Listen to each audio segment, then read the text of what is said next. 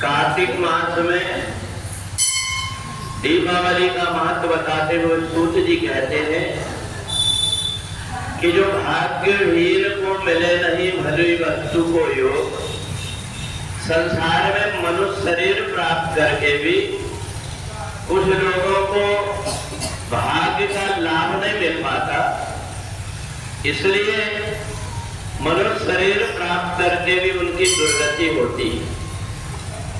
एक जगह पर दिन ही एक महिला को देख करके नारद जी के मन में बड़ा दुख हुआ।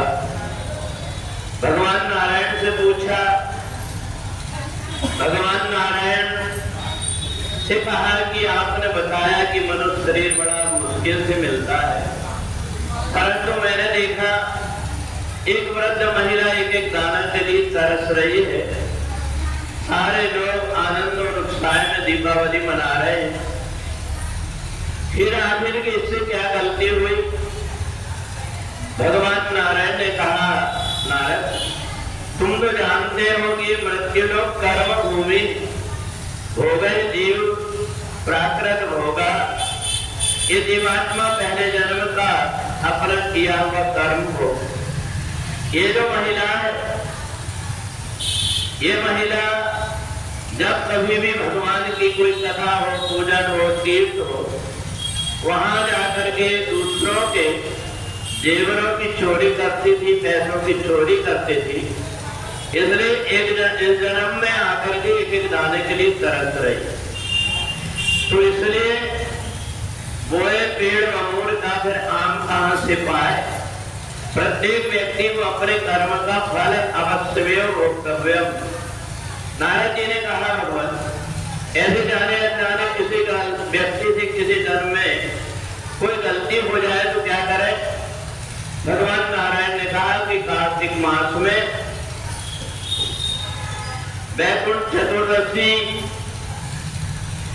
धनतेरस, दीपावली, देव दीपावली और गोवर्धन पूजा, 5 दिन का समय जो मेरी पूजन कर लेता है उसे अश्वमेध यज्ञ करने का पुण्य प्राप्त होता है। इसलिए जाने अनजाने में कोई गलती हुई हो, इसके प्रायश्चित के लिए दीपावली के पहले अपने घर की साफ सफाई करके, कहीं भी दरिद्र का न रहे, भगवती जगदम्बा की पूजन करके, भगवान नारायण का पूजन करके, तुलसी दाने या भगवान का चरणामृत लेकर के पूरे घर में छिड़क करके, दीपावली के दिन जो दीपदान करके भगवान की पूजन करता है, लक्ष्मी जी के साथ में उनके घर में लक्ष्मी छोड़ करके कहीं जाती नहीं। तिमि सुख संपत्ति बिनहि बुलाए, धर्मशील पे जाय सुहाए। ऐसे धर्मात्मा व्यक्ति के यहाँ जाकर के लक्ष्मी भी बड़ी प्रसन्न होती है। तो इसलिए भगवती जगदम्बा की प्रसन्नता के लिए हम कुछ अन्न लेकर के, कुछ मीठा लेकर के, जो कुछ भी पकवान बनता है उस पकवान को लेकर के दीपदान करके भगवती लक्ष्मी और नारायण दोनों का जब पूजन हम करते हैं तो जाने अनजाने हमारे पाप कर्म दूर हो जाते हैं।